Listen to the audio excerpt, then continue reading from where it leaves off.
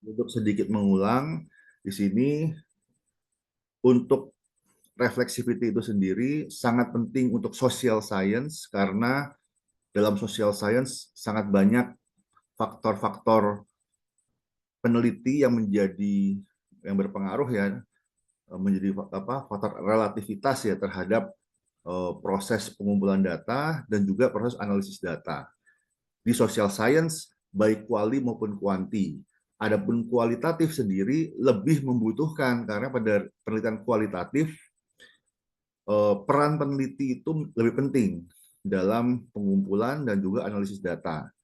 Karena pada kuantitatif untuk pengumpulan data mungkin dibantu gitu ya, dibantu oleh media misalnya kuesioner, kita nyebar dengan Google Form misalnya, atau kita nyebar dengan paper and pencil, kuesioner paper and pencil, atau kita sebar dengan bantuan yang lain, atau misalnya kita melakukan eksperimen pun juga kita jaga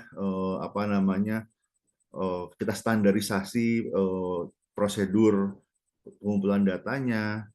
Tapi dalam kualitatif nggak bisa seperti itu. Walaupun yang structured interview sekalipun tetap akan ada eh, apa tetap akan kuat ya pengaruh dari individu peneliti dalam pengumpulan data dan dalam analisisnya, terutama pada analisisnya, karena pada analisisnya proses interpretasi itu tidak bisa dibantu dengan mesin, tapi harus benar-benar membutuhkan interpretasi berdasarkan subjektivitas, berdasarkan eh, apa perspektif dari peneliti. Jadi tadi dan refleksivitas ini adalah sebuah proses menuju kondisi awareness terhadap keterbatasan dari peneliti dan penelitian. Itu introduction to reflexivity. Tapi apa sih proses reflexivity itu? Melibatkan self examination. Jadi kita kalau bahasanya mungkin muhasabah ya. Intinya kita memeriksa diri sendiri, kita menelaah, mengkaji diri kita sendiri. Kira-kira apa aspek-aspek dari diri kita yang bisa mempengaruhi bagaimana kesimpulan itu dihasilkan. Baik mulai dari data collection, bahkan mulai dari research design. Jadi refleksivitas itu bukan dimulai dari data collection, bahkan sebelum data collection, dari bagaimana kita mendesain penelitian, itu bisa jadi ada bias. Misalnya ada peneliti yang saya nyaman dengan FGD. Saya sudah berpengalaman FGD, tapi saya kurang nyaman dengan wawancara misalnya. Itu bisa menjadi faktor ya yang menjadi bias mulai dari eh, apa namanya mulai dari desain penelitian atau menentukan research question. Misalnya saya orangnya ya pasti teman-teman misalnya teman-teman yang memilih live streaming. Kenapa memilih live streaming? Pasti ada pengaruh, pasti ada pengalaman gitu ya. Saya suka belanja online misalnya, atau misalnya saya melihat teman-teman saya banyak banyak orang. Jadi pemilihan pertanyaan penelitian itu sendiri sudah melibatkan individu, melibatkan dalam tanda bias-bias atau subjektivitas dari peneliti, sehingga itu perlu dikaji dalam refleksi diri gitu ya. Kemudian setelah desain penelitian juga cara metode pengumpulan datanya gitu ya. Mungkin terkait juga tentang posisi sosial. Misalnya saya dosen, kemudian saya melakukan penelitian merekrut mahasiswa saya. Itu ada social position yang bisa menjadi bias. Jadi kita harus refleksikan. Artinya ketika responden saya adalah mahasiswa saya dan responden saya itu bukan mahasiswa saya, itu sangat mungkin ada perbedaan. Ada bisa jadi ada bias-bias sendiri ya. Jadi ya kita harus jujur, terus terang apa adanya, transparan tentang bagaimana kita mengumpulkan data dan bagaimana kita misalnya merekrut atau bagaimana kita posisi kita relatif terhadap narasumber, misalnya narasumber itu ternyata adalah saudara kita, misalnya ya, itu perlu didisclose gitu ya, bagian dari transparansi. Self examination kita lihat, tapi bukan berarti nggak boleh dosen meminta mahasiswanya sebagai narasumber. Dalam penelitian kualitatif boleh-boleh saja. Yang penting adalah peneliti paham bahwa hubungan dosen dan mahasiswa itu bisa menjadi sebuah bias dan bisa mempengaruhi interaksi antara dosen sebagai peneliti dan mahasiswa sebagai narasumber gitu. Jadi kita tidak menutup mata bahwa misalnya yang kita wawancara adalah teman kita atau orang tua kita atau misalnya pasangan hidup kita gitu misalnya ya. Ya boleh-boleh saja nggak dilarang, tapi kita merefleksikan diri bahwa sangat mungkin itu ada pengaruhnya. Essential for reliable and valid qualitative research. Jadi penelitian kualitatif yang valid dan reliable. Tapi ingat, valid dan reliable di sini tidak sama dengan valid dan reliable kuantitatif. Tapi valid dan reliable yang sudah diterjemahkan di pertemuan pertama, kita sudah fokus lebih ke dependability ya, dependability dan aduh saya lupa ya dependability, satu lagi apa? Dependability sama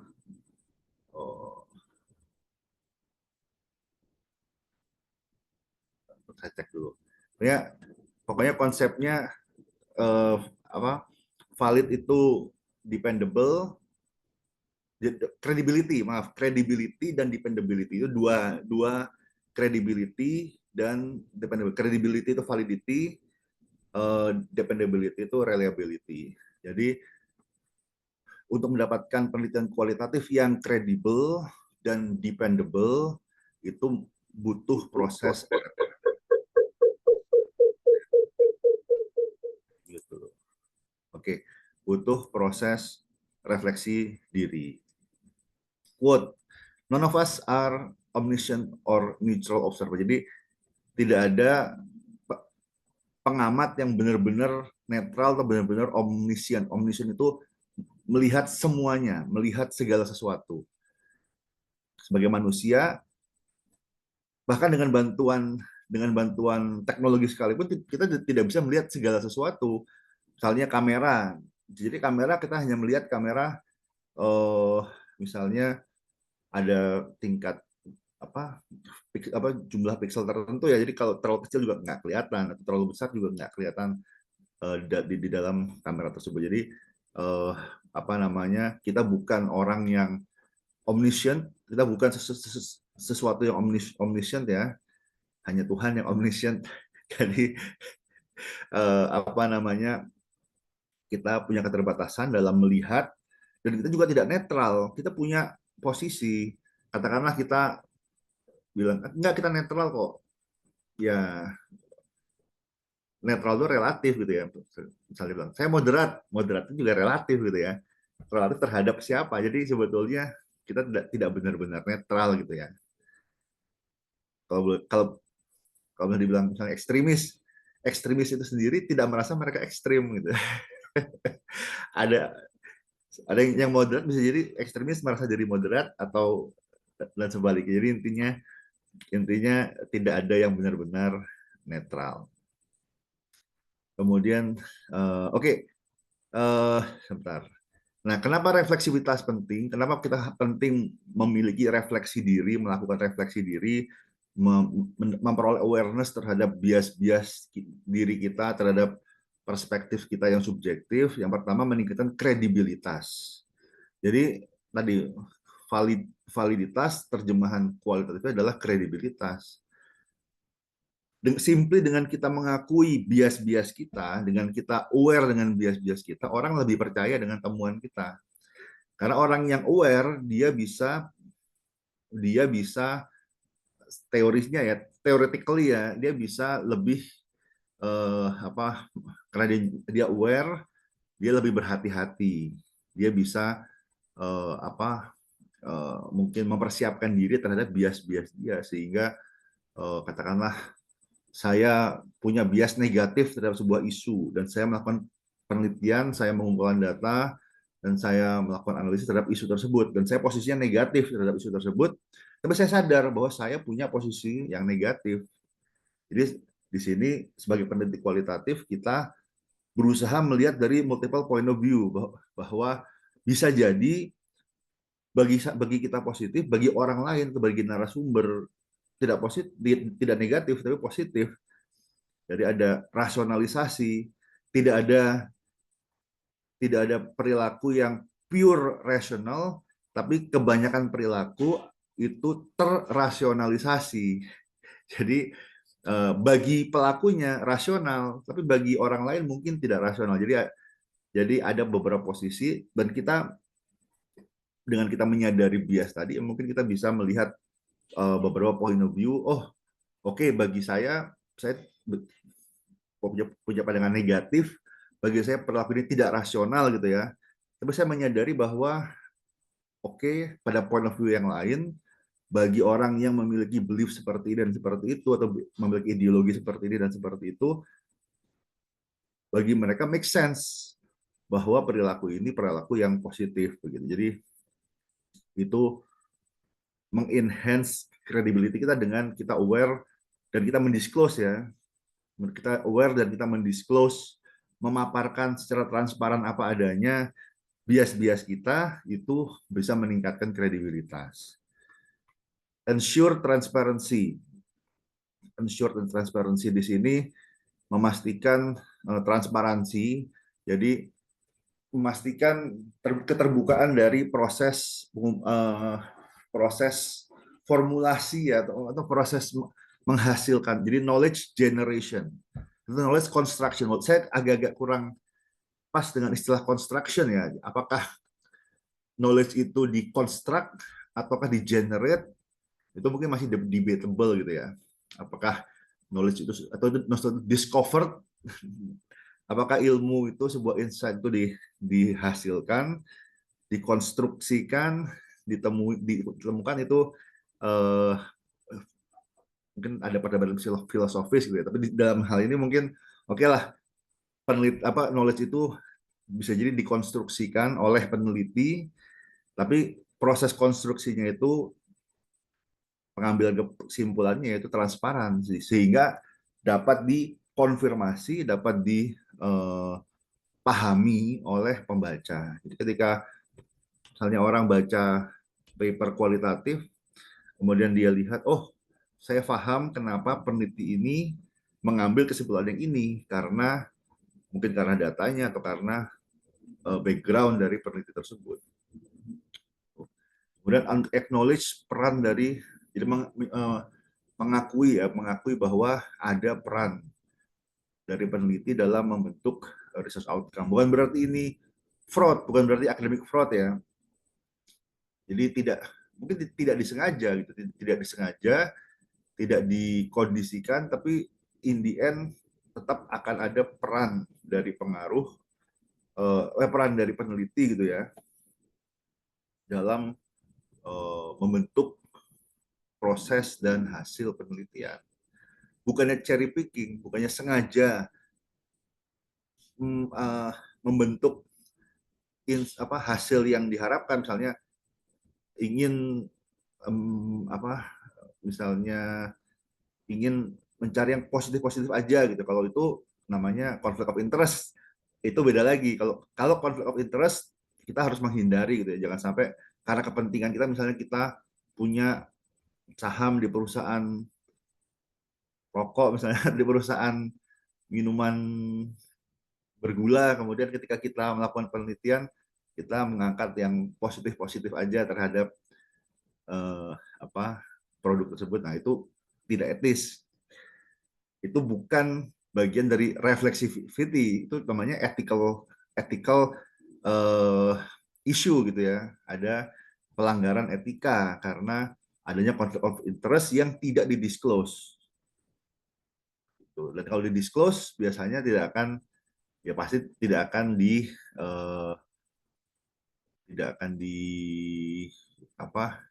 terima dengan ya pas ya mungkin diterima juga, tapi diterima dengan catatan gitu. Oh, ini ini dia ternyata punya andil, punya saham di apa namanya, ya ada financial benefit-nya atau ada hal yang lain misalnya, pokoknya ada kaitan gitu. Jadi tidak tidak unrelated gitu. Idealnya peneliti tidak misalnya menerima, tidak menerima apa ya, tidak menerima oh, financial benefit gitu ya, walaupun in the end kalau saya pikir-pikir lagi ya pasti butuh misalnya ada dana hibah dan seterusnya, pasti ya bisa jadi ada kepentingan gitu ya. Itu tapi tadi mungkin, tapi jangan sampai kemudian jadi riset pesanan bahwa menerima dana hibah ya itu sometimes unavoidable, tapi itu bisa jadi bagian yang perlu kita lakukan refleksi diri, apakah kita menerima dana hibah dari sebuah NGO atau sebuah eh, lembaga pemerintah misalnya, itu membentuk atau terlalu besar membentuk eh, apa namanya, kesimpulan kita itu. Dan tadi kalau kita perlu diskusi, nggak cukup sendiri. Bagian dari refleksi diri adalah setelah kita mengetahui keterbatasan kita sendiri, kita melakukan diskusi dengan orang lain, ada diskurs. Dan dari diskurs itu tadi ya kita mencari cermin gitu ya, sehingga kita bisa tahu ketika katakanlah kesimpulan kita itu tidak pas misalnya atau terlalu bias misalnya. Nah, harapannya adalah kemudian dapat masukan dari eh, partner kolaborasi kita sehingga apa namanya, bias tersebut terkoreksi gitu ya. Karena ada third party atau misalnya ada eh, partner yang tadi bisa saling melihat ketika ada bias yang mempengaruhi interpretasi.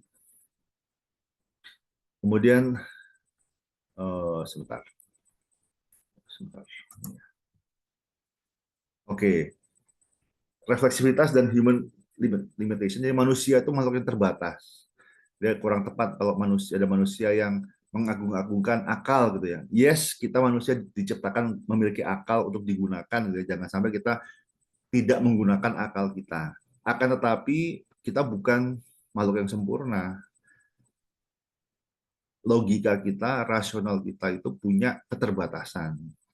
Kita punya keterbatasan kapasitas, sangat mungkin tahu information overload ya, terlalu banyak informasi, kita eh, bisa pusing gitu ya. Bisa gagal paham, gagal mengolah gara-gara terlalu banyak informasi, atau kadang-kadang kita punya blind spot gitu. Ada hal-hal yang nggak terlihat, nggak terpikir gitu bahkan. Jadi apa, banyak faktor yang bisa mempengaruhi blind spot tadi, dan masing-masing orang mungkin punya blind spot yang berbeda-beda, sehingga dengan diskurs, dengan berdiskusi, maka seharusnya blind spot kita tertutupi oleh partner diskusi kita, dan blind spot dari partner diskusi kita dapat kita cover gitu. Jadi saling menutup gitu ya, saling menutup. Tapi di sini partner diskusi kita juga jangan sampai orang yang punya pemikiran yang terlalu sama. Kalau terlalu sama, blind spotnya juga sama, khawatirnya tidak ada sinergi. Jadi justru di sini kita ingin mencari partner diskusi itu yang bervariasi. Jadi misalnya laki-laki semua tim penelitinya, maka ketika diskusi blind spotnya bisa jadi ada gender blind spot gitu ya.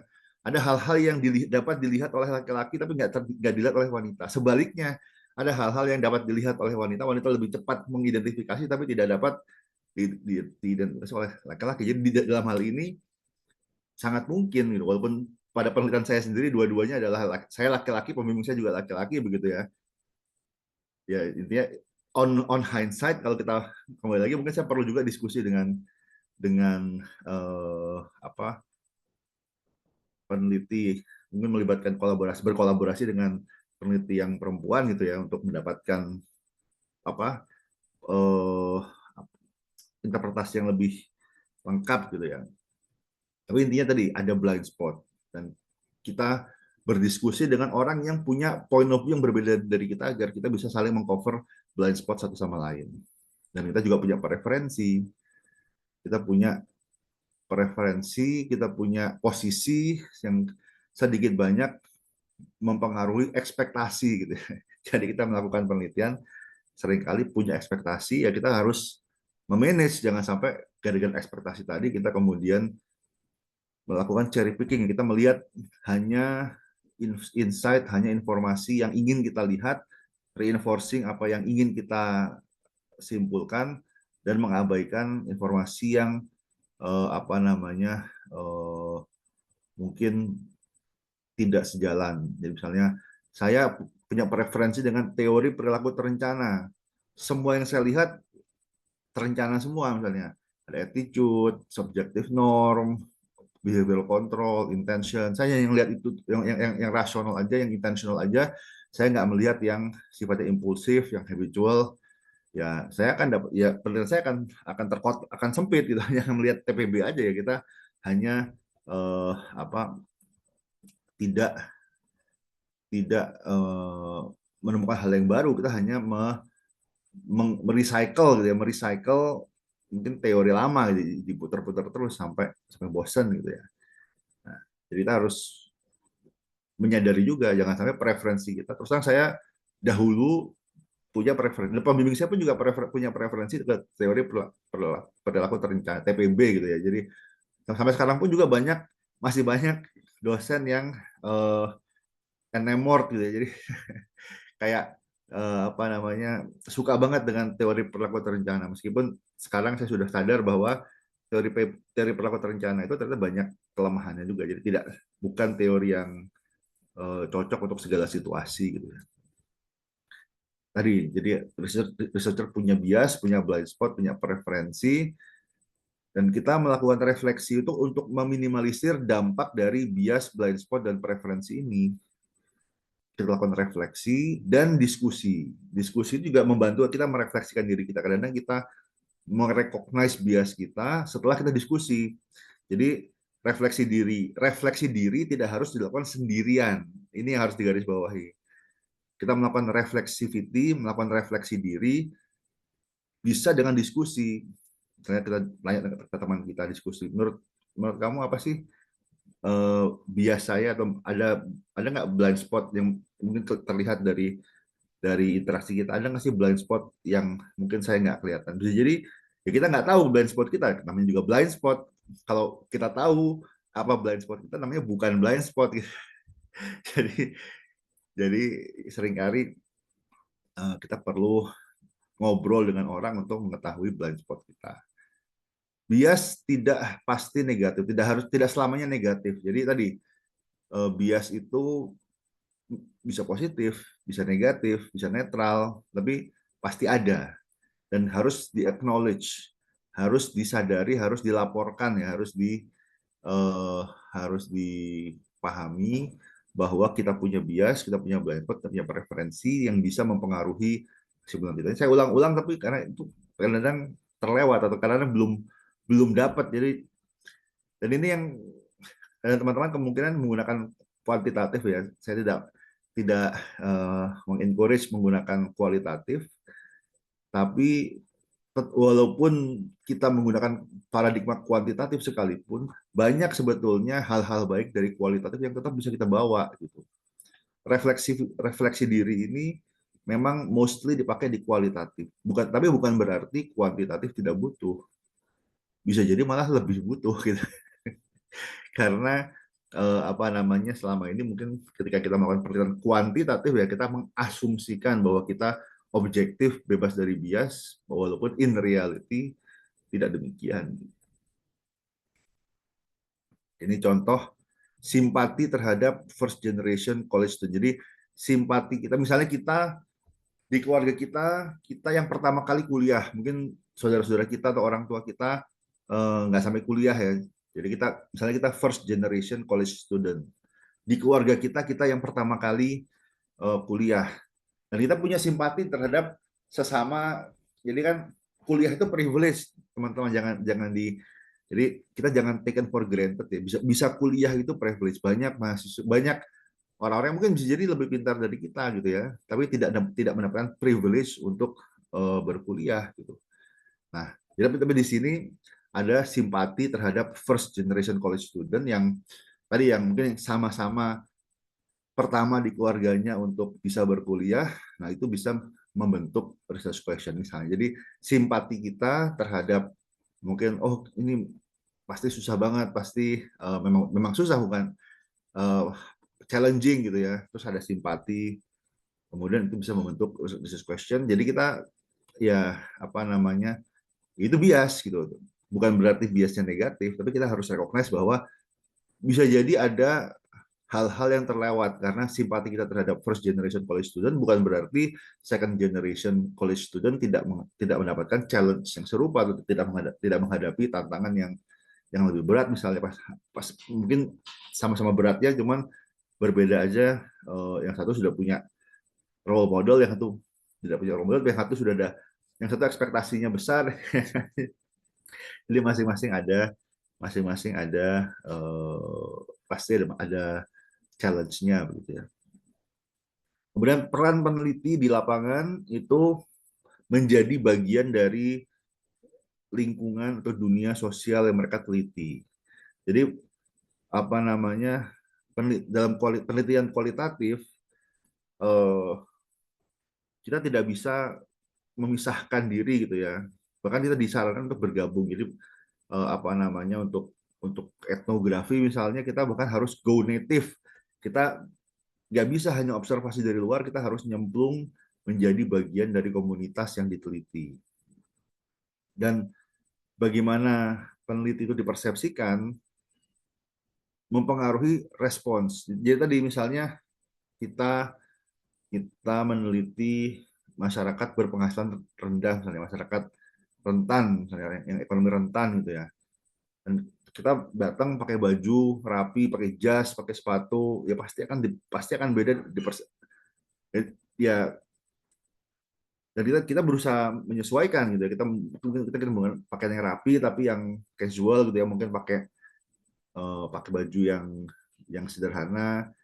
Tapi bisa jadi kalau latar belakang kita adalah mohon maaf ya, latar belakang kita adalah orang elit gitu ya yang apa ya yang uh, mungkin penghasilan tinggi itu tetap akan ada sesuatu dari gaya kita atau gaya bicara kita atau interaksi kita dengan masyarakat berpenghasilan rendah itu yang mempengaruhi gitu karena kadang kita nggak sadar bahwa kita punya misalnya eh, apa namanya misalnya kita punya latar belakang keluarga yang privilege yang keuangannya mapan gitu ya dan kita berbicara dengan orang yang ya mungkin jangankan buat jalan-jalan buat makan ya susah terus kita misalnya kita ngobrol kita bertanya kita kasih contohnya jalan-jalan ke Australia atau jalan-jalan ke Eropa pada misalnya gitu ya dan bisa jadi yang bertanya nggak sadar bahwa contoh yang dikasih itu contoh orang dengan contoh dari orang dengan status ekonomi sosial yang lebih atas, yang di atas gitu ya, sehingga itu bisa membentuk persepsi, bisa membentuk respon dari partisipan, gitu. Sehingga apa namanya ketika kita masuk ke sebuah komunitas yang berbeda dengan latar belakang kita, ya kita harus menyesuaikan, kita harus jangan ujuk-ujuk langsung terjun ke lapangan, kita menyesuaikan dulu, kita belajar merubah gaya hidup kita belajar belajar uh, getting to know ya, mengenal, bisa berusaha membaur, kemudian baru ya tadi kita belajar bahasanya, kita gunakan bahasa mereka, kita gunakan contoh-contoh mereka, jangan sampai kita katakanlah kita dari latar belakang yang lebih privilege, kemudian kita uh, memberikan contoh yang berbeda, apa yang tidak relate gitu ya. Gender nggak dapat dipungkiri, jadi kita nggak boleh menutup mata bahwa gender itu ada pengaruhnya. Dan mungkin ketika kita sama-sama laki-laki atau sama-sama perempuan lebih terbuka, tapi ketika misalnya yang narasumbernya laki-laki, ininya wawancaranya perempuan atau sebaliknya bisa jadi ada barriers gitu ya. Etnisitas juga ya kita nggak rasis gitu. Kita nggak rasis, tapi apa namanya, ya etnisitas itu apa ya, secara sosial ada dampaknya terhadap interaksi gitu. Sederhananya aja, apa namanya, ya kadang kan kalau di Indonesia sih nggak terlalu mungkin nggak terlalu terasa gitu. Tapi kalau di luar negeri antara ras kulit hitam, Hispanik, kulit putih. Padahal kalau dari kadang kita ngelihat Hispanik sama kulit putih kan sebenarnya nggak terlalu berbeda. Tapi bagi mereka, oh ini cukup cukup berbeda ya. Ada memang ada ciri-ciri yang berbeda dari sisi sosial dan dari sisi mungkin apa background ya, educational background, kemudian social background antara Hispanik sama eh, kulit putih gitu. Jadi ada pengaruhnya, ada jadi perlu direfleksikan juga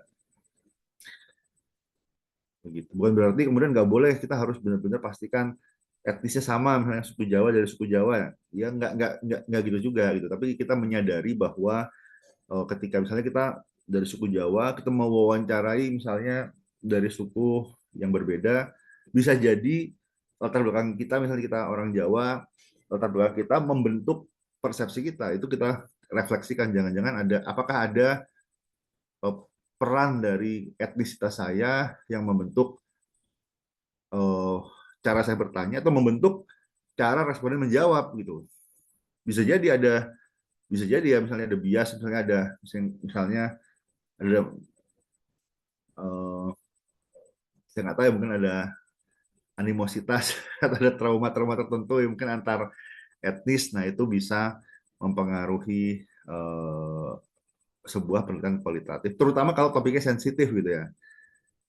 Itu makanya harus hati-hati, kita jangan sampai menimbulkan trauma atau harm secara psikologis, secara fisik, psikologis, dan juga finansial. Itu tadi berdasar etika penelitian. Jadi refleksi diri ini juga termasuk bagian dari kita menjaga jangan sampai kita menimbulkan discomfort ya bagi narasumber kita. Be aware of how your body are present. Jadi yang dibaca yang dibaca oleh narasumber tidak hanya apa yang kita omongkan, nggak hanya yang verbal, bahasa tubuh kita pun juga dibaca.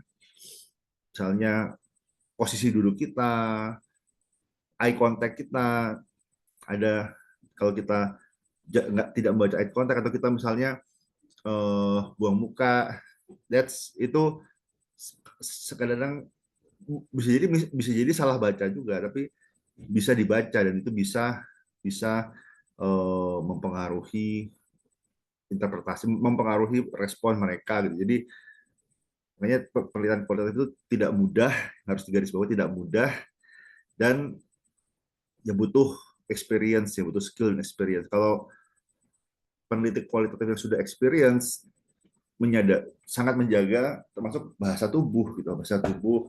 Jadi tidak ingin terlalu mendominasi. Kalau terlalu mendominasi, mengintimidasi narasumber nggak akan bicara yang apa namanya, apa adanya gitu. Jadi di sini tidak menggurui. Jadi kadang-kadang ini juga sebagai dosen, misalnya kita melakukan penelitian, mindset kita masih mindset dosen. Apalagi ternyata yang kita wawancara mahasiswa kita. Nah, itu sangat mungkin posisinya tidak terbuka kalau ya kita masuk sebagai memposisikan diri sebagai orang yang tidak tahu, yang narasumber justru kita yang bertanya kepada narasumber yang lebih tahu, terus narasumber memberikan informasi yang apa yang mereka ketahui gitu, bukannya kita menggurui. Jadi itu juga harus diperhatikan gitu ya. Jadi misalnya kita dari masyarakat yang latar belakangnya lebih berprivilege, terus kita masuk ke meneliti masyarakat yang underprivilege ya, misalnya tadi yang rentan seterusnya, ya kita nggak bisa kemudian kita merasa lebih baik daripada mereka, kemudian kita seakan-akan kita ngajar-ngajarin mereka, kamu harusnya begini, harusnya begitu, ini kan gara-gara kamu kurang rajin misalnya. nggak bisa begitu ya. Itu akan pastinya menyinggung. Dan yang kedua, bukan praktek kualitatif yang baik begitu. Leverage your presence to build trust and open door. Jadi untuk riset kualitatif, langkah yang paling sulit adalah mendapatkan akses. Langkah yang paling sulit adalah mendapatkan akses. Karena kalau kita tidak dikasih akses terhadap data, kalau nggak ada yang mau datang diwawancarai, nggak ada yang mau diobservasi, nggak ada yang mau datang FGD, ya nggak ada yang nggak ada data yang dikumpulkan. Dan ketika mereka datang buat diwawancarai pun belum tentu pintunya terbuka lebar. Mungkin pintunya terbuka setengah gitu ya, pasti informasi yang disampaikan masih setengah-setengah, sedangkan masih ada informasi yang disembunyikan dalam sebuah pintu yang belum terbuka gitu ya. Jadi di sini membuka pintu bukan hanya akses terhadap orang yang diwawancara, tapi bagaimana orang yang diwawancara itu mau terbuka sepenuhnya, transparan terhadap isu yang digali. Terutama kalau topiknya sensitif. Jadi kita menggunakan presensi kita, menggunakan bahasa tubuh kita gitu ya untuk membangun trust dan membuka ya membuka pintu, maksudnya ya membuat narasumber jadi lebih terbuka dalam menyampaikan informasi. Kemudian communicating refleksi, dan ini yang penting. Yang penting juga kita komunikasikan refleksi, proses refleksivitas kita dalam penelitian. Jadi yang pertama, transparansi terhadap posisi sosial membantu pembaca mengevaluasi temuan. Jadi refleksi diri itu nggak cuma direfleksikan, tapi juga dilaporkan, didisclose. Biasanya di bab 3 ya, bab metodologi. Tapi bisa juga mungkin di bab 4 juga bisa di pembahasan. Ketika kita menginterpretasi, kita jelaskan bahwa interpretasi ini dengan keterbatasan, dengan blind spot, dengan bias-bias saya. Misalnya, ini ada contoh, ini dalam penelitian POSET 2016, ternyata kalau interviewer yang perempuan, ya ini bukan interviewer yang laki-laki ya, kalau laki-laki pakai pink mungkin malah bukan not at ease ya, tapi intinya ketika seorang perempuan mewawancarai narasumber laki-laki yang lebih tua, ternyata mengenakan pakaian berwarna pink itu membuat mereka lebih terbuka. Ini saya juga nggak tahu benar atau nggak, tapi intinya ini observasi, ini bagian dari refleksi diri dari POSEL, dari peneliti, bahwa ya mungkin dia sengaja mengenakan pakaian berwarna pink ketika mau wawancarai older male dengan belief bahwa seperti ini.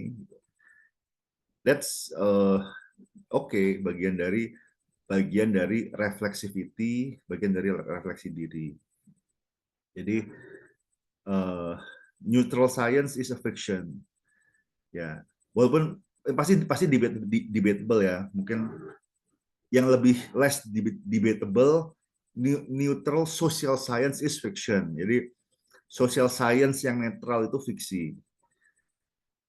Walaupun natural science yang netral itu bisa iya, bisa enggak ya. Ada juga natural science kedokteran, tapi misalnya kedokteran yang tidak netral juga, misalnya obat ya, uji coba obat, ya, bisa jadi ada biasnya gitu ya. Misalnya dia disponsori oleh perusahaan obat misalnya. Tapi intinya neutral social science, di sini quotes-nya saya perbaiki, quotes-nya saya saya persempit agar lebih relevan dengan kita ya. The idea of neutral social science is fiction. Jadi tidak mungkin, dan menurut Pierre Bourdieu, sains yang netral itu tidak mungkin, dan saya setuju particularly untuk social science.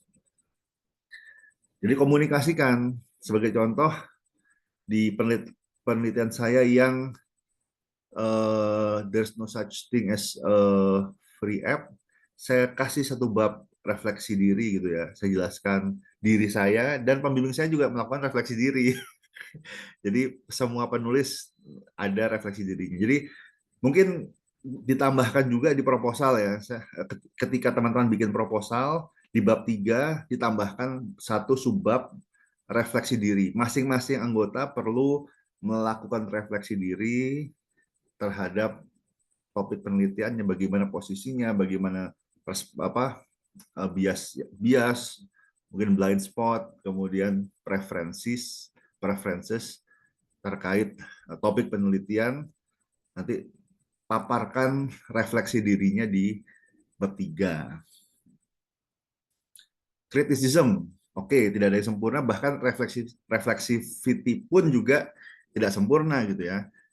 Melihat reflexivity sebagai narsistik dan distracting. Ya, ini point of view yang berbeda ya.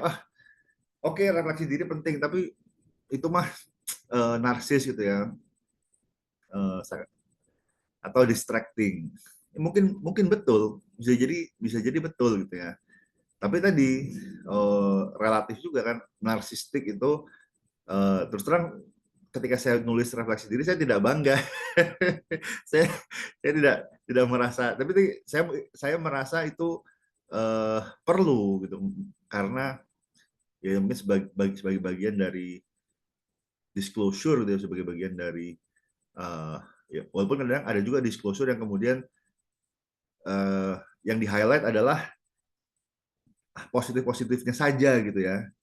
Jadi kalau yang seperti itu memang iya bisa narsistik. Ketika reflexivity berfokus kepada yang positif-positif saja, maka bisa jadi narsistik dan distracting. Tapi ya di sini kita terbuka ya bahwa manusia nggak ada yang sempurna. Ya boleh kita highlight bias-bias kita yang positif, tapi sebaiknya balance. Kalau kita highlight yang positif, yang negatif pasti ada negatif.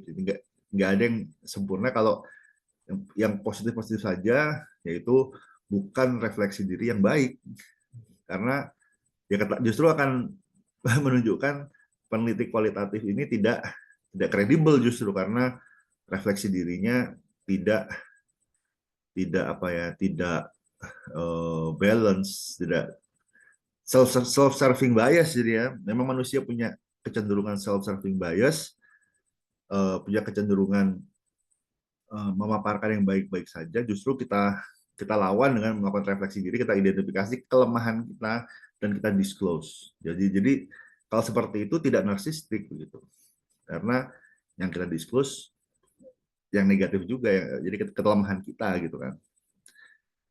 Counterpoint, reflexivity enhance the research. Jadi ini counterpoint terhadap criticism-nya, memperbaiki penelitian, mencegah bias, dan memastikan validitas. Terutama ketika refleksi dirinya itu balance, tidak hanya yang bagus-bagus saja, tidak hanya yang self-promoting gitu ya, tetapi yang self-promoting boleh, tapi yang mungkin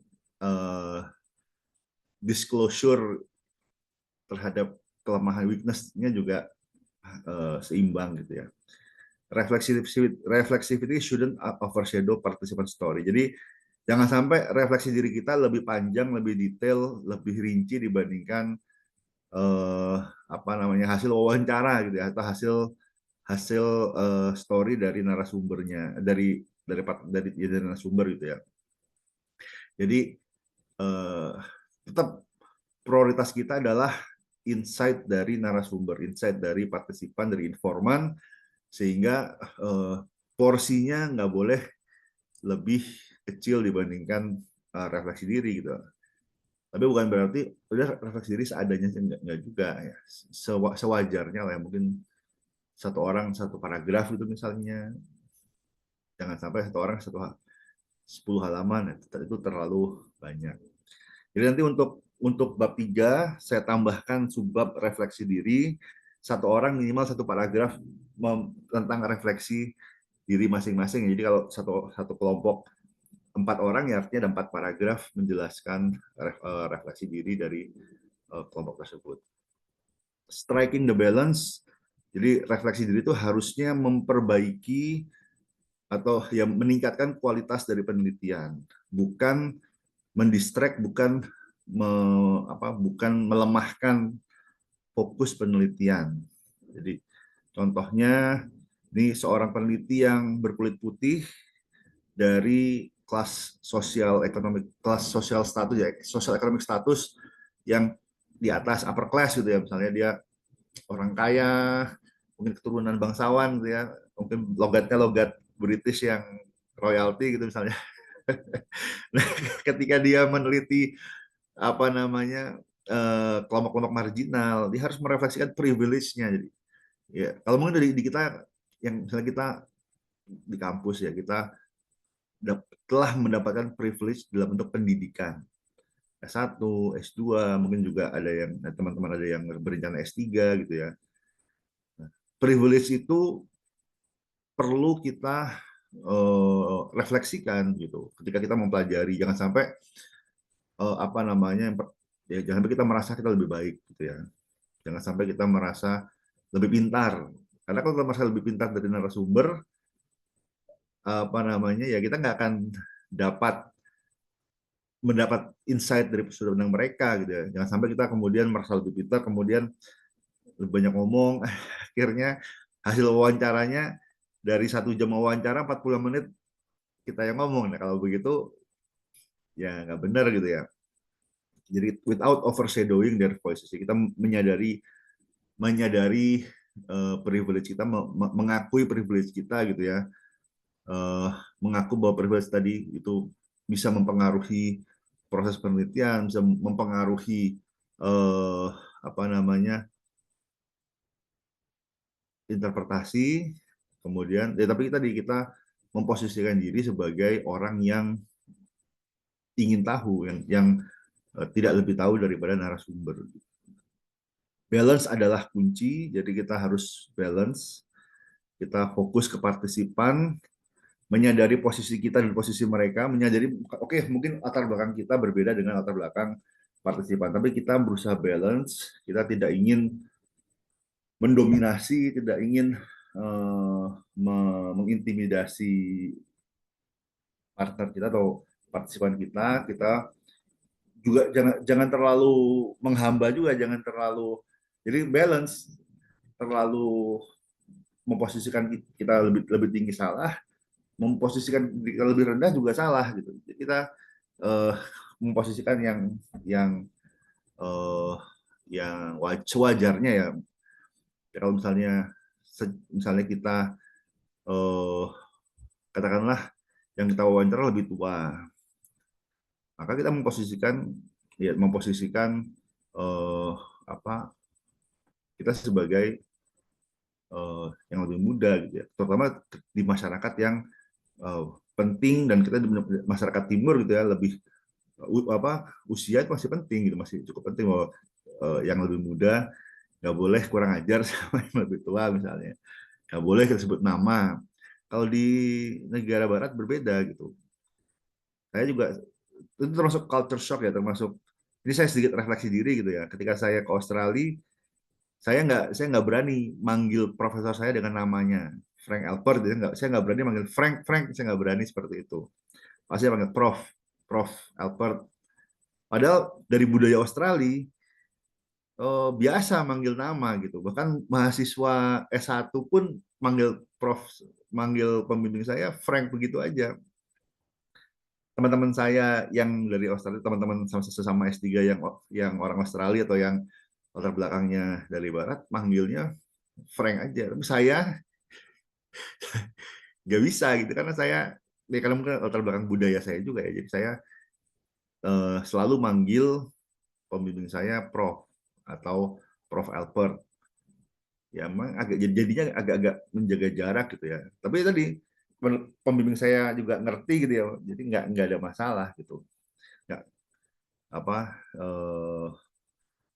karena mungkin secara budaya saya merasa nggak nyaman kalau saya manggil orang yang lebih tua dengan nama gitu. Karena that's my itu latar belakang budaya saya ketika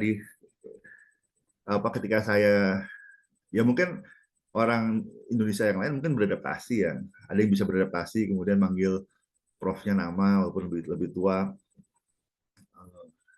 apa namanya gitu. Tapi ya bagian dari bias saya, bagian dari keterbatasan saya atau bagian dari apa ya, mungkin biasnya bias dan preferensi saya nggak bisa tuh, saya nggak bisa manggil orang yang lebih tua dengan nama, bahkan yang seumuran aja kadang saya panggilnya Mas gitu.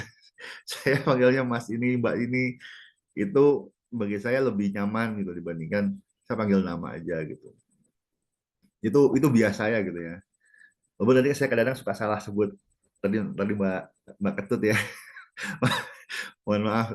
Tapi ya intinya adalah itu bagian dari refleksi kita, menyadari kita punya keterbatasan, kita punya quirks gitu ya, kita punya hal-hal yang personalized dengan diri kita yang bisa jadi mempengaruhi apa namanya proses penelitian kita gitu ketika kita wawancara dan seterusnya. Oke, yang berikutnya contoh refleksivitas ada positionality statement. Jadi positionality itu tentang opini atau tentang posisi, tentang pandangan terhadap sebuah topik. Apakah positif, apakah negatif. Jadi misalnya saya di dalam paper saya yang pertama saya disclose bahwa posisi saya terhadap pembelian dalam aplikasi itu slightly negatif. Slightly negatif. Jadi saya sangat jarang. Jadi saya sangat jarang melakukan pembelian dalam aplikasi dan saya tidak melihat pembelian dalam aplikasi sebagai sesuatu yang positif. Saya melihatnya sebagai sesuatu yang agak negatif. Kalau pemilih saya dia lebih netral, dia lebih nyaman spending money dalam in-app purchase, kemudian apa namanya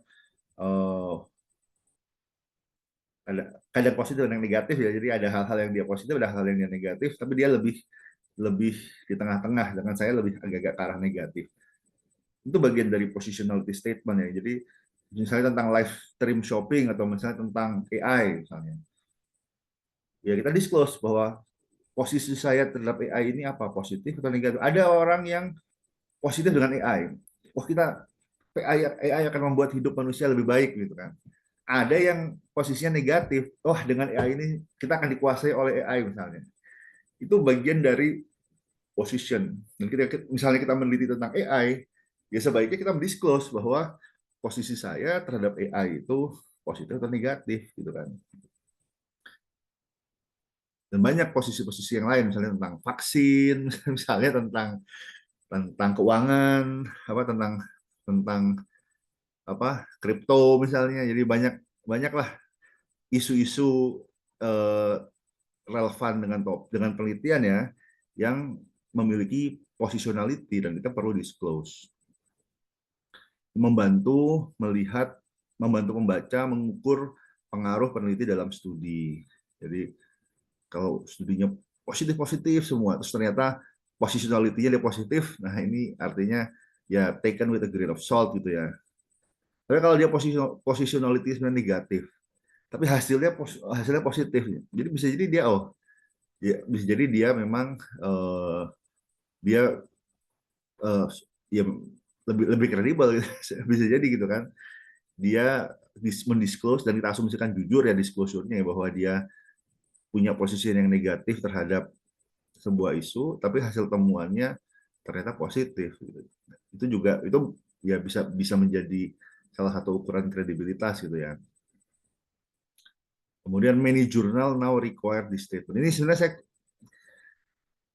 saya kurang setuju ya, karena many journal itu relatif. Many itu seberapa banyak gitu ya. Memang ada beberapa jurnal, terutama jurnal-jurnal kualitatif yang memang apa namanya mengharapkan ada refleksivitas dalam paper gitu ya. Tapi tadi jurnal kualitatif itu lebih sedikit gitu ya. Yang lebih umum adalah conflict of interest terutama. Jadi disclosure dari sisi conflict of interest, dari sisi apa namanya transparansi prosesnya gitu ya. Tapi ya menurut saya nggak ada salahnya gitu. Kalau kalau oleh reviewer ternyata nggak setuju disuruh drop, jadi drop. Terus terang yang paper yang kedua, paper saya yang kualitatif adalah yang di DREAM itu, yang di Journal of Research in Interactive Marketing. Awalnya saya masukkan disclosure refleksi diri, tapi karena dua hal ya, karena yang pertama word limit. Jadi paper saya yang kedua itu cukup panjang, sudah cukup panjang dan ada word limitnya. Saya lupa 7.000 kata atau 8.000 kata gitu ya. Dan yang kedua tadi ternyata salah satu reviewernya tidak tidak merasa perlu gitu ya adanya refleksivitas ini, akhirnya disuruh drop, ya saya drop gitu. Akhirnya saya tidak mencantumkan self refleksi di paper yang kedua, tapi di paper yang pertama tetap saya masukkan. How to become a reflective researcher, pertama reflective journaling. Jadi ada logbook. Jadi kalau teman-teman sebenarnya kalau teman-teman melakukan penelitian apa itu kuali maupun kuanti, tetap tulis, ada jurnalnya, ada logbooknya gitu ya. Jadi ada kayak mungkin kalau ini diari gitu ya, tapi kalau diari biasanya asosiasinya pada anak perempuan gitu, pada jenis kelamin wanita gitu ya. Kalau laki-laki nulis diari kayaknya gimana gitu. Itu bias juga gitu ya, bias gender gitu ya. Tapi bias yang lebih netral mungkin jurnal gitu ya. Sebuah jurnal yang mencatat thoughts and feeling kita terhadap proses penelitian. Dan tadi kita interogasi gitu kan, kita menginterogasi apa yang kita tulis dalam logbook tersebut. Perasaan kita, pikiran kita, apa yang kita alami dalam penelitian, terus kita klarifikasi intennya. Kemudian apa tujuan saya meneliti ini? Apa misalnya ada proses, misalnya ada event, maaf, ada event tertentu misalnya ya, yang cukup interesting sehingga kita tulis apa pengaruhnya, apa backgroundnya sehingga saya menulis tentang event ini begitu ya. Kemudian bagaimana posisinya, ini sebenarnya posisinya opinion ya, opinion saya mempengaruhi apa yang saya lihat dan apa yang tidak saya lihat, jadi blind spot gitu mungkin. Walaupun tadi buat IC kita bisa dengan mudah mengidentifikasi apa yang kita lihat, tapi seringkali kita lebih susah mengetahui apa yang kita tidak lihat gitu ya. Jadi ya mungkin kita bisa minta misalnya bertukar logbook gitu misalnya, atau kita diskusi dengan pembimbing misalnya untuk mengidentifikasi apa yang kita nggak lihat ini, karena ya kita nggak tahu apa yang kita tidak lihat sebelum kita mungkin dikasih tahu oleh teman diskusi kita, atau ketika kita ditanya oleh orang yang bisa melihat apa yang kita tidak tidak bisa lihat ya. Ini jadi maaf. Bentar. Jadi kolaboratif research. Jadi ini poin tadi, refleksi diri sendirian itu terbatas. Kalau kita melakukan refleksi diri kita hanya sendirian, ya kita hanya bisa melihat apa yang sudah kita lihat. Sedangkan apa yang tidak kita lihat, ya kita nggak bisa melihat sendiri. Kita nggak bisa melihat apa kuping kita nggak bisa melihat kuping kita tanpa cermin. Jadi di sini misalnya saya melihat ada di kamera ya, saya bisa melihat kuping kita, kuping saya. Oh, tapi kalau saya nggak ngeliat cermin, saya nggak bisa lihat gitu kan. Jadi kuping saya ini blind spot saya. Ketika misalnya ada sesuatu, misalnya atau di jenggot saya misalnya ada sisa makanan gitu ya, saya tahu Kak, karena ya kalau nggak saya periksa, kalau mungkin ada teman yang mengasih tahu, oh, ada sisa makanan di jenggot, oke, jadi saya bisa buang gitu kan. Jadi pentingnya multiple investigator. Jadi bolong-bolong penelitian kita itu seringkali kita sadari setelah kita diskusikan dengan rekan kolaborasi kita gitu ya. Terutama yang punya sudut pandang yang berbeda. Jadi berkolaborasi dengan peneliti yang punya prekonsepsi yang berbeda. Mungkin prekonsepsi itu ya sudut pandang gitu ya. Mungkin latar belakang mereka berbeda, jenis kelamin berbeda, misalnya mungkin bidang ilmunya berbeda. Misalnya kita sama-sama marketing ya. Kalau semuanya marketing ya kita mungkin sudut pandangnya sudut pandang orang marketing. Tapi coba kita diskusi sama orang keuangan, diskusi sama orang strategik, bisa jadi hal yang tidak kita lihat, mereka bisa lihat. Mungkin kita melihat dari kerangka teori, kerangka ilmu pemasaran. Sedangkan permasalahannya bisa jadi membutuhkan sudut pandang sumber daya manusia atau sudut pandang keuangan. Itu bisa jadi blind spot gitu ya, sehingga di sini bisa meningkatkan, bisa memperbaiki reflexivity. Terus saya juga pernah ada penelitian tentang halal, penelitian tentang perilaku konsumsi halal. Ada 4 orang penelitinya, hanya satu yang beragama Islam gitu ya. Peneliti utamanya beragama Islam, tapi yang 3 lainnya non Muslim. Itu di awal-awal ya, di awal-awal tentang Islamic marketing, dan oleh dan kualitatif gitu ya, dan oleh apa namanya penulisnya, dia jelaskan bahwa dia sengaja mengapproach kolaborator yang non Muslim agar mendapatkan perspektif yang berbeda. Kalau misalnya semua anggotanya Muslim semua, ya dia hanya bisa mendapatkan sudut pandang dari peneliti beragama Islam gitu ya. Tapi tidak, ya, tapi bisa jadi ada blind spot gitu kan.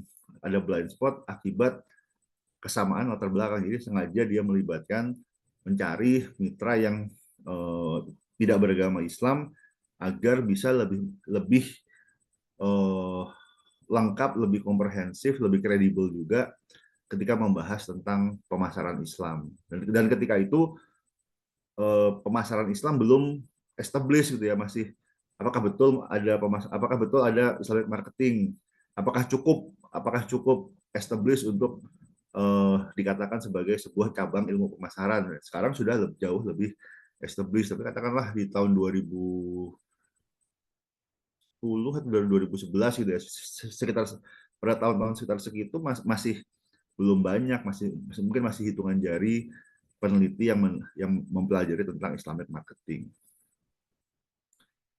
Eh, participatory research. Jadi ketika kita melakukan penelitian, kita bisa juga melibatkan anggota komunitas yang kita teliti sebagai kolaborator, co-researcher. Jadi bagian dari different preconception, ada insider, ada outsider. Kita melibatkan insider sebagai peneliti gitu. Jadi apa namanya? Kalau kita misalnya nih, ini sering terjadi di negara yang sudah berkembang ya. Ada tim peneliti dari katakanlah Eropa datang ke Indonesia, meneliti masyarakat Indonesia, kemudian pulang. Kemudian dia bikin publish paper, beberapa paper tentang hasil penelitiannya. Tidak ada satupun orang Indonesia yang dilibatkan uh, dalam penulisannya. Padahal data collection-nya bisa jadi melibatkan orang Indonesia gitu ya. Tapi ketika menulis, ketika mempublikasikan nggak dilibatkan. Itu praktek yang kurang baik gitu ya. Jadi apa namanya tidak melibatkan anggota komunitas sebagai kolaborator. Dia artinya sudut pandang eksternal, mungkin sudut pandang mereka dari orang latar belakang dari Eropa, negara yang sudah develop gitu ya, sudah maju, negara maju, kemudian memandang Indonesia sebagai mungkin underdeveloped atau developing countries yang terbelakang mungkin, sehingga ya, dan mungkin dia ngambil manfaatnya untuk kepentingan negaranya, sehingga tidak memberikan manfaat bagi komunitas. Itu praktek yang buruk gitu ya. Jadi jangan kita lakukan. Misalnya kita melakukan penelitian di daerah gitu ya, dan kita melibatkan akademisi di daerah, dan tadi peran akademisi tadi cukup signifikan ya untuk mendapatkan akses, untuk mengumpulkan data, untuk interpretasi. Kita libatkan juga mereka dalam penulisan papernya. Kita libatkan sebagai kolaborator. Jadi sebisa mungkin kita melibatkan orang dalam gitu ya, atau orang narasumber gitu ya, sebagai maaf ini tanggal 5 Oktober HUT TNI ya, jadi ini lagi banyak pesawat. Saya di Depok banyak pesawat mondar-mandir mau latihan kali ya. Jadi tadi barusan ada pesawat terbang rendah kayaknya. Oke. Eh, Reaching out to others for feedback. Jadi kita diskusi. Jadi diskusi dengan apa namanya peneliti yang punya sudut pandang berbeda, kemudian melibatkan anggota komunitas yang kita teliti sebagai kolaborator juga, dan ini juga praktek yang mungkin highly encourage gitu ya. Jadi selain masukan dari reviewer atau dari penguji, sebuah praktek yang agak jarang dilakukan, tapi sebetulnya idealnya nggak ada salahnya dicoba ya, yaitu kita minta feedback dari ahli, dari expert. Jadi misalnya kita melakukan sebuah penelitian, terus sudah ada draft papernya ya. Draft paper tadi mau kita submit ke sebuah jurnal. Kita bisa minta, sebelum kita submit, kita minta input dulu, kita minta feedback. Kita kenal dari editornya atau kita kenal orang yang mungkin guru atau apa namanya expert dari topik tersebut, misalnya apa? Misalnya services marketing. Ada eh, ada peneliti di Singapura ya, Jochen Wurtz misalnya. Kita punya alamat emailnya gitu kan. Boleh kita kirim ke mereka, kita minta masukan.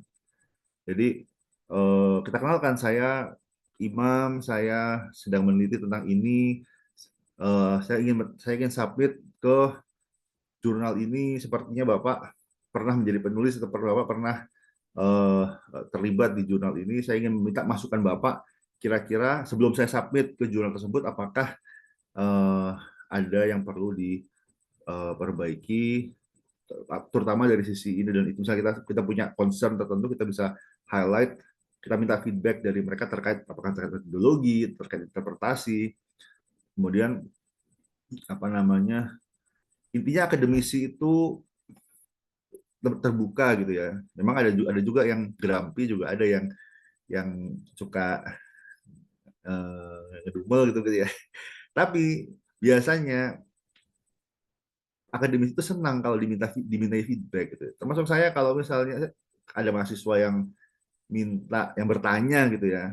Apalagi saya memang pernah jadi dosen penempatan di PPIM, sudah cukup biasa ditanya-tanya soal metodologi. Jadi, dan ketika misalnya ada anak anak PPM bukan bimbingan saya, kemudian minta minta masukan dari saya nggak ada masalah gitu. Dan sepertinya most academician juga seperti itu gitu ya, merasa dihargai justru. Wah, saya dimintai pendapat oleh mahasiswa ya, itu uh, praktek yang baik di kualitatif gitu ya. Di kuantitatif agak jarang, tapi nggak tertutup, bisa saja itu dilakukan juga. Intinya kita bisa minta feedback kepada akademisi yang mungkin eh, apa namanya ternama gitu ya. Kalau misalnya dia responsif, dia tertarik, dia ngasih feedback yang bagus, dan dia tadi cukup terpandang, misalnya kita bisa bisa juga kita konsultasi ke pembimbing kita, bagaimana kalau kita kita ajak kolaborasi, kita jadikan koautor misalnya, nggak ada salahnya gitu. Justru itu tidak mengurangi kontribusi, bisa bisa meningkatkan apa namanya eh publication opportunities gitu. Misalnya kita kirim kepada profesor di Singapura atau di Australia atau di Eropa misalnya, feedbacknya bagus, terus mereka memberikan masukan, terus kita ajak, bersedia nggak untuk berkolaborasi menjadi penulis ketiga gitu misalnya. Jadi penulis pertama pasti harus mahasiswa gitu ya, mahasiswa sebagai penulis pertama, pembimbing bisa jadi penulis kedua ya, misalnya expert ini bersedia kolaborasi, bersedia memberikan masukan, yang mungkin bisa menjadi penulis ketiga. Tapi tadi untuk menjadi penulis ketiga nggak cukup hanya stempel nama ya, nggak cukup hanya tambah nama, tapi harus ada kontribusinya. Jadi dia harus ada mungkin masukannya yang insightful, masukannya yang cukup cukup cukup kontributif gitu terhadap kualitas paper. Dan tadi baru kita layak ya untuk kita invite sebagai collaborator, sebagai co-author gitu ya. Ini bisa membantu refine our thinking and interpretation, karena tadi dalam kualitatif discourse itu penting, diskusi itu penting, diskusi dengan siapa, dengan expert sebanyak mungkin sebetulnya kan, nggak cukup dengan pembimbing kita, dengan expert mungkin di luar pembimbing kita, terutama kalau memang dia sudah expert di bidangnya gitu ya. Misalnya Kotler, Philip Kotler, tapi saya kayaknya Philip Kotler tidak, mungkin sudah sepuh banget. Saya lupa, bahkan saya nggak tahu apakah masih hidup atau enggak, Profesor Philip Kotler gitu ya. Tapi sudah tua banget, kayaknya mungkin udah nggak tertarik, mungkin sudah nggak tertarik untuk publikasi gitu mungkin. Oke, internal validity, apakah temuan kita akurat gitu ya. Jadi dengan refleksi diri kita bisa meningkatkan internal validity, yaitu akurasi dari insight gitu ya. Jangan sampai karena bias kita yang tidak kita sadari, akhirnya interpretasi kita tidak akurat. Ini masuk kredibilitas, masuk kredibilitas juga gitu ya. Membantu address bias dan memastikan observation are truthful. Sebenarnya observasi itu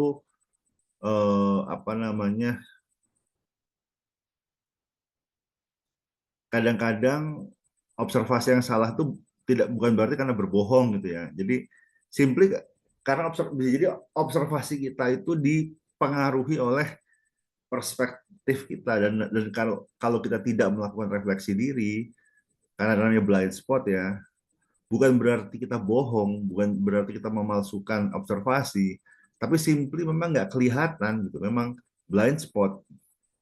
Kalau kita tidak, kalau kita misalnya kita melakukan observasi, kita ya mungkin pengalaman saya melakukan observasi, dan di paper yang satu kan juga observasi, saya bermain mobile games. Tapi memang saya fokusnya ketika bermain mobile games, saya fokus kepada monetisasinya, pada model bisnisnya gitu kan. Ya sangat mungkin ada blind spot gitu ya. Ya mungkin sehingga membuat observasi saya mungkin tidak 100% akurat gitu ya. Karena blind spot saya gitu. Tapi setidaknya saya sudah melakukan refleksi diri, kemudian saya menyadari bahwa persepsi saya, posisi saya bisa mempengaruhi observasi begitu. Sehingga saya sudah berusaha semaksimal mungkin untuk menjaga observasinya seakurat mungkin. Apakah 100% akurat? Mungkin enggak juga, karena saya juga punya keterbatasan. Tapi saya sudah ada upaya dari saya untuk mengurangi bias, mengurangi dampak dari posisi saya, dari opini saya terhadap observasi saya terkait model bisnis mobile games. Being reflexive also help minimize the impact on the study. Jadi tadi kita address bias, kita minimize impact. Tapi tidak bisa mengeliminate ya. Jadi at most, paling mentok, paling baik kita hanya bisa meminimalisir. Tapi kita tidak akan pernah bisa mengeliminasi dampak dari peneliti, dari bias kita terhadap penelitian. Conclusion, refleksivitas itu penting, memahami pengaruh dari peneliti, pengaruh dari posisi, dari opini, dari perspektif, dari latar belakang, dari bias, dari blind spot, dari preferensi peneliti terhadap proses dan outcome, proses dan output ya dari penelitian kualitatif. Refleksivitas memperkuat reliabilitas atau mungkin dependabilitas ya, transparansi dan integritas etika, ethical integrity. Jadi ada elemen ethical issue-nya, ada elemen etika juga dalam refleksivitas ini, sehingga research finding-nya akan lebih berkualitas gitu ya.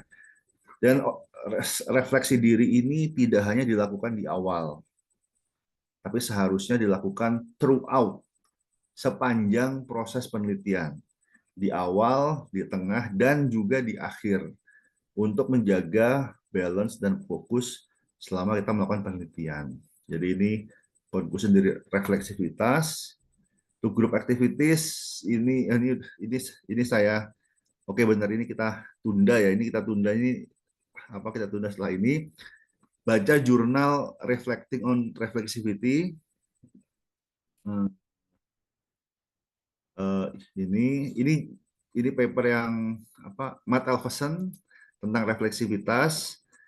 Ini yang multi perspektif aja, yang positioning practices nggak usah deh. Jadi hanya multiple perspektif saja. Jadi dikumpulkan eh, apa, minggu depan ya. Ditambah activities yang kedua di sini, finalize RQ, ini introduction, little review, methods. Nah, methods ditambah refleksi diri. Jadi di bab 3 methods, saya tulis di sini aja deh. Saya tulis di mana ya? Di sini.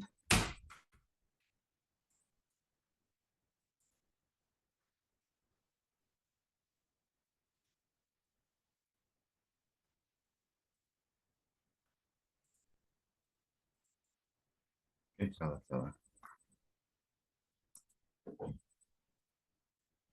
Di sini.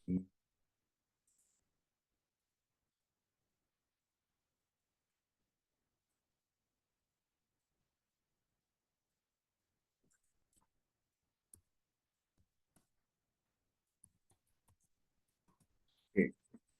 Jadi di bab 3 ditambah tentang refleksi diri. Oke, mungkin itu untuk hari ini. Apa ada pertanyaan? Silahkan. Saya buka yang mau bertanya terkait refleksi diri. Kalau nggak ada, kita langsung masuk ke breakout room. Bentar. Ya, ada Zafira, silahkan. Permisi Pak, izin bertanya. Itu untuk refleksi dirinya itu nanti berarti setelah kita nulis di bab 3 ya, di akhirnya gitu, atau Ya, gimana di ya? dalam bab 3 ada satu subbab tentang refleksi diri yang menuliskan, yaitu yang menggambarkan hasil refleksi diri teman-teman gitu ya. Apa yang direfleksi yaitu bias-bias masing-masing gitu ya, bias dari sisi opini, dari sisi blind spot, preferensi, mungkin background gitu ya, terkait topik penelitian. Jadi kan misalnya ketika saya meneliti tentang mobile games, saya menceritakan posisi saya, latar belakang saya, perilaku saya terkait mobile games. Jadi teman-teman, Mbak Safira, tentang apa penelitiannya? Iklan AI Pak, yang AI Indomie. gitu ya. Jadi Mbak Safira mungkin bisa menceritakan bagaimana pengalaman Mbak Safira sebelumnya terkait AI related teknologi gitu ya. Apakah positif, apakah negatif, opininya secara umum begitu kan. Terus ya kurang lebih yang seputar dengan AI lah, kira-kira apa informasi yang penting untuk yang di disclose, informasi yang relevan bagi pembaca untuk memaknai hasil penelitian. Nah, itu satu paragraf dituliskan gitu ya, masing-masing anggota penelitian eh, menceritakan gitu ya. Idealnya dalam satu tim, idealnya nih ya, bukan berarti harus begitu, memiliki positioning yang berbeda-beda. Mungkin ada yang slightly positif, ada yang slightly negatif. Ya, kalau seperti itu kan artinya ada diversity gitu kan. Jangan sampai penelitinya terlalu mirip ya, sama semua posisinya. Kalau seperti itu ya, ya apa, eh, harus lebih berhati-hati, terbias gitu ya. Jadi lebih mudah bagi tim untuk tergelincir, untuk terselip gitu ya terhadap apa, mungkin ketika melakukan data collection atau interpretasi, jadi nggak balance gitu. Tapi kalau misalnya ketika refleksi diri, kemudian kita melihat bahwa terdapat cukup variasi, misalnya perbedaan position terkait dengan isu tertentu, itu akan menjadi nilai tambah gitu. Itu ya Mbak Safira. Oke. Kemudian Mbak Murni silahkan. Terima kasih, Pak. Ya, izin Pak. Ya Em, silakan. Kalau misalnya refleksi saya, penelitian kami kan tentang pembelian di TikTok ya Pak. Oke. Nah, saya itu lebih suka untuk memakai, eh, saya tinggi intensitas untuk online Oke. shopping, tapi di Shopee. Oke. Di di TikTok tuh hanya kayak Oke. 2 kali pernahnya gitu. Nggak apa-apa. Tapi Misalnya gini, saya, gimana? tapi saya nggak ada bias negatif ke TikTok. Maksudnya biasa aja gitu Pak. Itu Hmm. termasuk Oke. refleksi atau enggak ya Pak? Bisa. Jadi refleksi diri itu bisa bisa pada beberapa level ya. Yang Hmm. pertama level belanja online secara umum. Ya, jadi belanja online atau live shopping secara umum, bagaimana positionnya. Setelah itu juga, oh untuk TikTok sendiri saya belum pernah atau saya hanya 2 kali. Itu juga termasuk refleksi diri ya bahwa saya umumnya saya lebih banyak menggunakan Shopee gitu kan dibandingkan TikTok. Itu background ya. Kemudian kita bisa lakukan position, opini saya terhadap TikTok sih netral. Jadi dia tidak punya opini yang negatif terhadap TikTok begitu ya. That's fine gitu. Tapi mungkin dijelasin juga apa yang membuat Mbak Murni lebih prefer Shopee ketimbang TikTok. Tapi misalnya lebih ke arah habit saja. Nah, itu jadi ada deskripsinya gitu. Jadi nggak harus tentang TikTok, tapi bisa jadi refleksi pertama umum ke perilakunya ya, misalnya tentang live shopping secara umum atau online shopping secara umum, terus live shopping kan berbeda kan ya, apa kategori. Mungkin setelah itu tentang TikTok gitu. Jadi tidak harus langsung lompat ke TikToknya gitu. Dan kalau netral tidak apa-apa juga Nggak ada gitu ya. apa-apa, nggak masalah. Tapi kita harus refleksi apakah benar saya netral gitu kan. Jadi jangan terlalu mudah mengambil keputusan bahwa saya netral. Kita perlu refleksikan diri. Kalau melihat dari perilaku saya, mungkin melihat dari interaksi saya, sepertinya saya netral. Tapi atau mungkin saya agak negatif, misalnya bisa jadi kan. Dia apakah benar-benar netral? Apakah ada kecenderungan sedikit ya? Karena positif itu tidak harus terlalu sangat tinggi positif, jadi ada gradasinya juga gitu kan, ada yang agak positif, ada yang sangat positif, ada yang agak negatif, ada yang sangat negatif. Itu kadang-kadang antara sangat positif, antara agak positif dan netral bisa jadi agak-agak tipis gitu. Jadi mungkin kita perlu melakukan refleksi lebih mendalam berdasarkan kita evaluasi dari perilaku kita, apakah betul kita purely netral gitu. Terima kasih Pak. Oke, sama-sama Mbak Murni. Silahkan yang lain.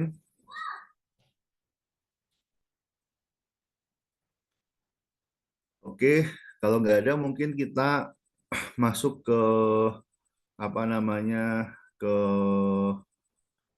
apa, kita masuk ke breakout room ya. Untuk yang diskusi jurnal kayaknya di luar kelas aja, di luar sesi perkuliahan aja. Yang di sesi kali ini kita masih ada waktu 40 menit ya, sekitar 45 menit.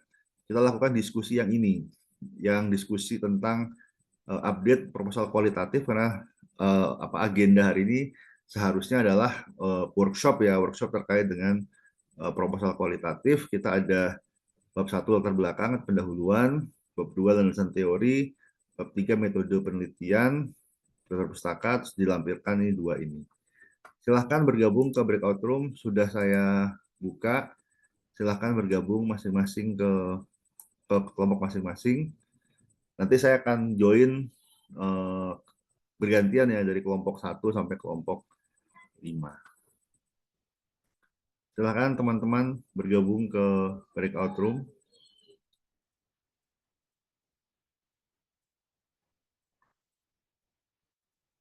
Kalau ada yang kesulitan bergabung, mungkin bisa saya bantu. Apakah ada yang kesulitan bergabung?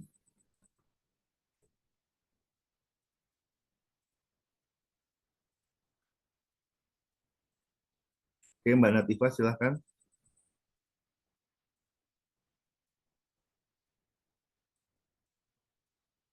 Mbak Natifah, Ya Pak, sebentar saya belum bisa gabung.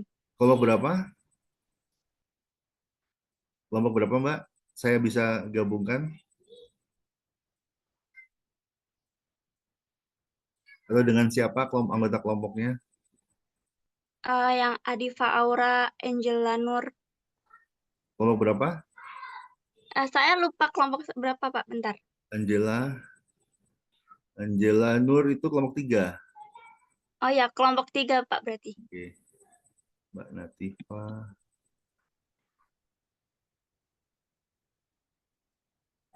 Tiga ya.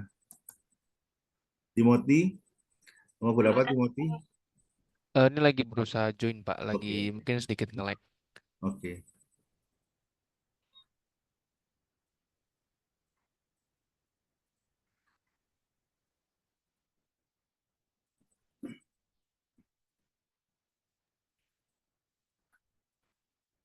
Pak, tadi saya kepencet leave room.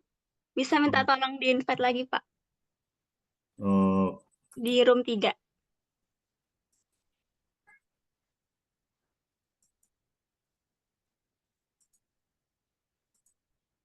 Room 3, Pak. ya, sudah. Tadi sudah bisa gabung?